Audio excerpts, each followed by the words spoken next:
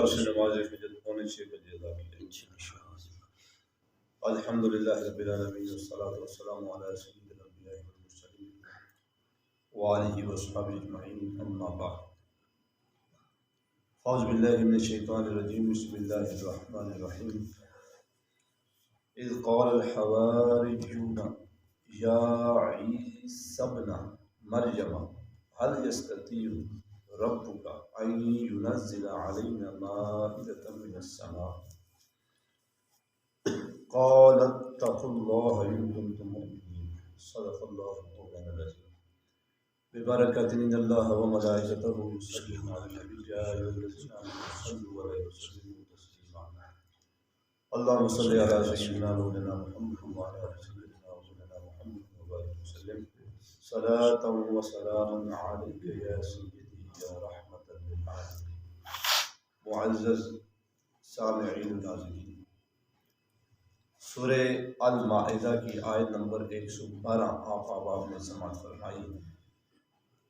120 number آیت پہ یہ سورت جو ہے وہ مکمل ہو رہی ہے، یعنی تقریباً اس کا 1.5 رکوع بتا ہے۔ اس آیت کریمہ میں بتایا گیا کہ وہ سوال جو تمہیں تردد میں ڈالے، شک میں ڈالے، وہ اللہ کی قدرت کاملہ ہے، وہ کن کرتا ہے فیکون، وہ کام ہو جاتا ہے۔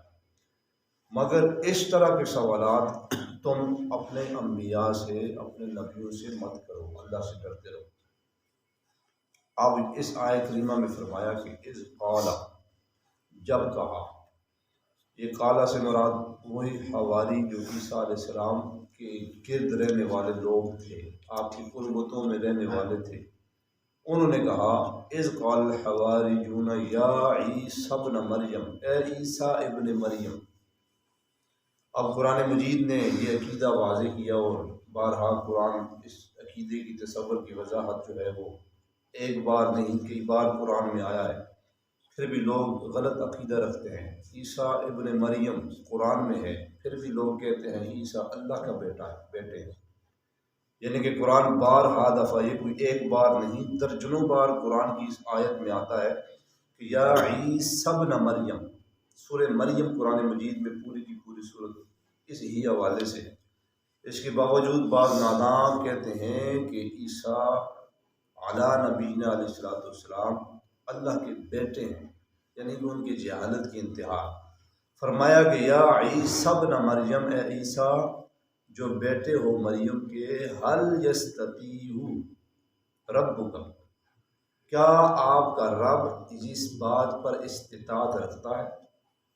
یعنی کہ یہ سوال کر رہے ہیں وہ حواری، کس سے سوال کر رہے ہیں؟ عیسیٰ ابن مریم علی نبینا علیہ السلام سے کیا سوال کر رہے ہیں کہ حل، کیا یستطیع ربک، کہ آپ کا رب اس بات پر استطاعت رکھتا ہے کہ ان ینزل علینا مائدۃ من السماء، کہ آسمان سے ہمارے لیے دسترخوان آتا رہے، یعنی کھانے پینے کی تمام اشیاء، خورد و نوش جو صبح سے لے کے شام تک ہم استعمال کرتے ہیں، یعنی جس میں کھانا بھی ہے، جس میں پینا بھی ہے، دسترخوان کے اوپر آپ کو معلوم ہے نا طرح طرح کی چیزیں ہوتی ہیں، چاول ہے، ایچ اینڈ ایوری تھنگ جو ہم کھاتے ہیں صبح سے شام تک، کیا ایسا ممکن ہے کہ ہم کچھ بھی نہ کریں اور وہ دسترخوان سجا ہوا ہو، اور وہ سجا ہوا دسترخوان ہمیں ہر روز ملتا ہے؟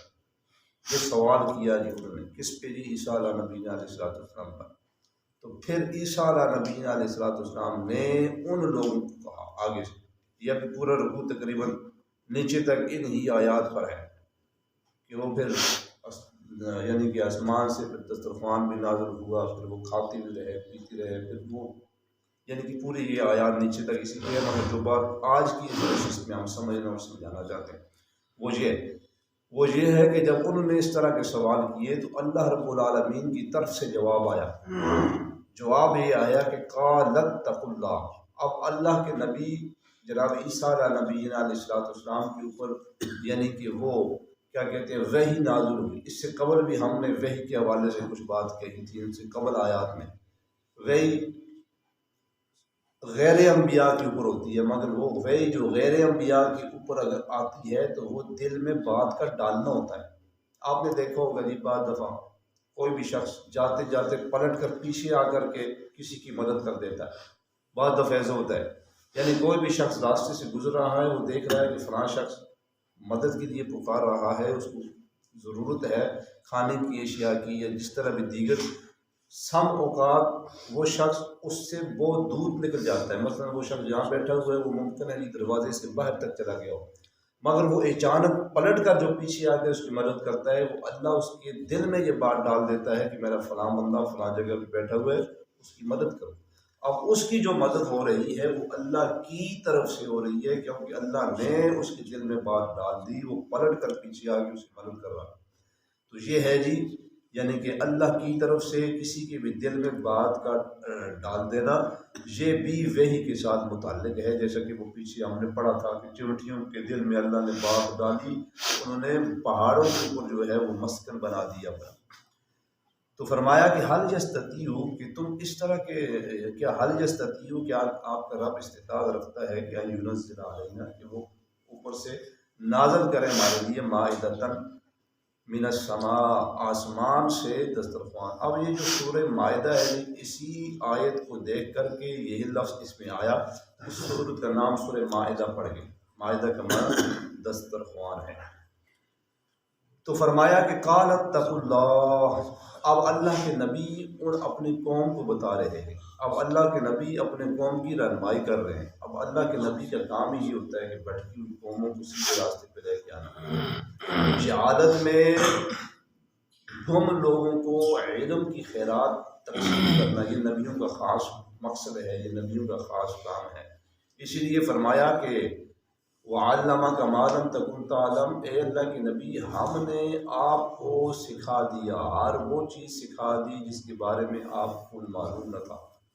اب قرآن مجید میں نبی آخر الزمان صلی اللہ تعالیٰ علیہ وبارک وسلم کے حوالے سے اللہ کا قرآن کہتا ہے کہ لوگوں، آمد مصطفیٰ سے قبل، یعنی کہ نبی مکرم سرور دو جہاں صلی اللہ تعالیٰ علیہ وبارک وسلم کی آمد سے قبل تم بھٹکے ہوئے تھے، تم اندھیروں میں تھے، تم اندھیروں میں گم تھے، مگر سرکار دو جہاں علیہ السلام جب دنیا میں تشریف لائے تو پھر ہوا کیا کہ ہر طرف روشنی ہی روشنی آ گئی۔ اب دیکھیں قرآن مجید کی وہ آیت میرے سامنے آ گئی جس میں اللہ رب العالمین نے پوری قوم کو گمراہ کر دیا کہ تم ایک جہالت کے اندھیروں میں بٹھ گئے تھے۔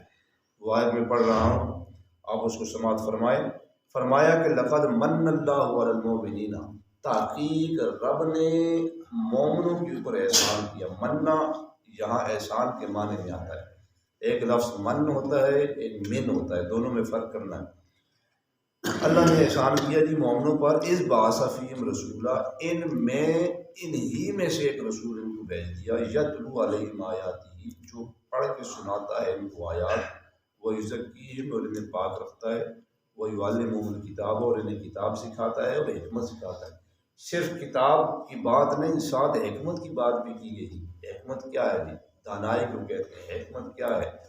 علم کے ساتھ ساتھ اگر کسی کے پاس حکمت نہیں ہے تو وہ شخص جاہل ہے۔ صرف علم کو ہونا ضروری نہیں ہے، ساتھ حکمت بھی آنی چاہیے۔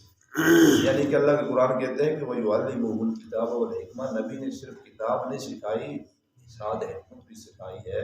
اس سے قبل وَإِنْ كَانُوا مِنْ قَبْلُ لَفِي ضَلَالٍ مُبِينٍ، تم سارے کے سارے گمراہی میں تھے۔ یہ ضالین قرآن مجید میں آپ پڑھتے ہیں سورہ الفاتحہ، غیر المغضوب علیہم ولا الضالین، یہ ہر شخص پناہ مانگتا ہے کہ اللہ ہمیں سیدھے راستے کے اوپر چلا، نہ کہ ان لوگوں کے راستے کے اوپر جن پہ تو نے غضب کیا، انعمت علیہم غیر المغضوب علیہم ولا الضالین، ضالین کا معنی ہے ان گمراہوں کے راستے سے ہمیں بچا۔ تو معلوم جو ہوا کہ آمد مصطفیٰ سے قبل سرور دو جہاں علیہ السلام کی آمد سے قبل ہر طرف اندھیرا ہی اندھیرا تھا، ہر طرف جہالت ہی جہالت تھی، اطراف و اکناف جہالت میں ڈوبے ہوئے تھے، مگر مصطفیٰ آئے تو روشنی روشنیاں پھیل گئی، مصطفیٰ آئے دل جگمگا اٹھے، مصطفیٰ آئے نور ہی نور پھیل گیا۔ فرمایا کہ لوگوں سنو، حل یستطیع ربک ان ینزل علینا مائدۃ من السماء، اس طرح کے سوالات کرنا یہ جہالت پر مبنی باتیں ہیں کہ کیا یہ اللہ تعالیٰ آسمانوں سے دسترخوان اتار سکتا ہے؟ آج کے اس دور میں کوئی شخص سوال کرے کہ کیا یہ آسمان سے ہمارے لیے پیسے اتر سکتے ہیں؟ وہ کسی بھی ملک میں ہو وہ اپنی کرنسی کا نام لے سے ڈالنا سکتے ہیں، یہاں سے پاکستانی کرنسی آ سکتی ہے، یہاں سے کیا اللہ تعالیٰ آسمان سے ہمارے لیے فلاں چیز کر سکتے ہیں۔ ارے ناداں، اس نے تمہارے لیے جو زمین بنا دی، اس زمین سے طرح طرح کی چیزیں کھاتے ہو، ہر طرح کی نعمتیں تمہیں یہاں سے میسر آتی ہیں۔ اور ہم نے سورہ الرحمن میں 12 دفعہ کہہ دیا کہ فَبِأَيِّ آلَاءِ رَبِّكُمَا تُكَذِّبَانِ، اللہ کی کن کن نعمتوں کو تم جھٹلاؤ، ہر طرح کی نعمتیں تمہیں دی ہوئی ہیں۔ کبھی غور و فکر کرنا نا، آسمان کی طرف دیکھنا، بغیر ستونوں کے ہم نے آسمان بنا دیا، یہ ایک نہیں ہے، یہ 7 آسمان ہے جو تمہیں بظاہر ایک نظر آ رہا ہے، 7 زمینیں ہیں جو تمہیں بظاہر ایک نظر آ رہی، یہ قدرت کاملہ کی یہ ساری چیزیں ہیں۔ اس سے قبل بھی ہم نے دیکھا تھا کہ شہد کی مکھیاں جو ہیں، دیکھیں نا جی، مختلف درختوں سے مختلف پھولوں سے رس اکٹھا کرتی ہیں، اور اس کو رب نے ہمارے لیے شفا بنا دیا کہ وہ تمہارے لیے شہد جو ہے وہ شفا ہے اگر خالص مل جائے۔ مگر بدقسمتی یہ ہے کہ قدرت کی یہ تمام وہ چیزیں اور نعمتیں جو رب نے خالصتاً صحت کے اصولوں کے مطابق لوگوں کے لیے بنائی ہوئی ہیں، وہ آج ناپید ہو چکی ہیں۔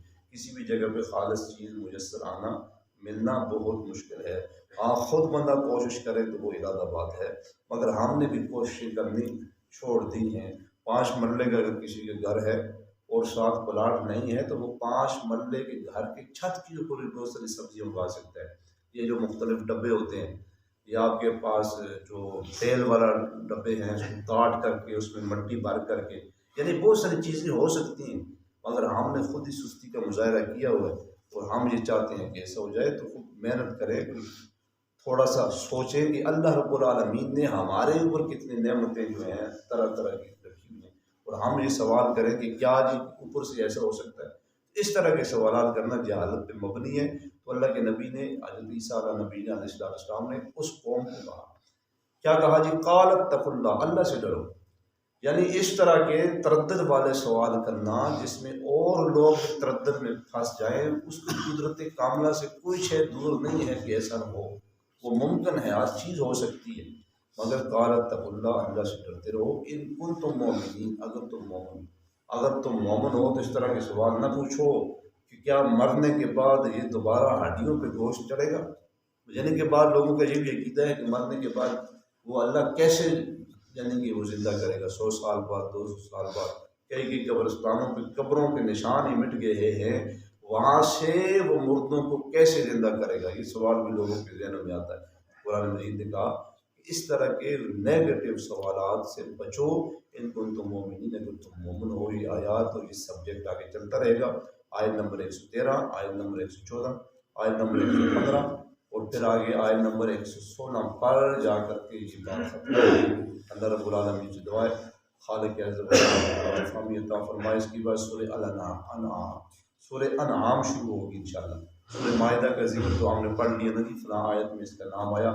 جو بھی سورت قرآن مجید کی ہے اس سورت کا نام کسی نہ کسی آیت میں آگے آ جاتا ہے، جیسے سورہ البقرہ ہے، اس میں گائے والا ذکر کیا ہوا، سورہ آل عمران ہم نے پڑھی، سورہ النساء پڑھی جس میں ساری عورتوں کا تذکرہ آیا، یعنی کہ ان کے ساتھ اس نے سلوک کے ساتھ پیش آؤ، ان کے تمام معاملات، نجی معاملات کے حوالے سے قرآن نے کھول کے ساری باتیں بتائی ہیں۔ تو انشاءاللہ سورہ الانعام کے بعد پھر آگے یہ سلسلہ آگے تک جاری ہے۔ اللہ رب العالمین سے دعا خالق اعظم قرآن فہمی عطا فرمائے، قرآن مجید برہان رشید کو سمجھ کر پڑھنے کی توفیق عطا فرمائے۔ ایک توسل و تصدق کے ساتھ اللہ رب العالمین ہمارے ملک پاکستان کو استقامت عطا فرمائے۔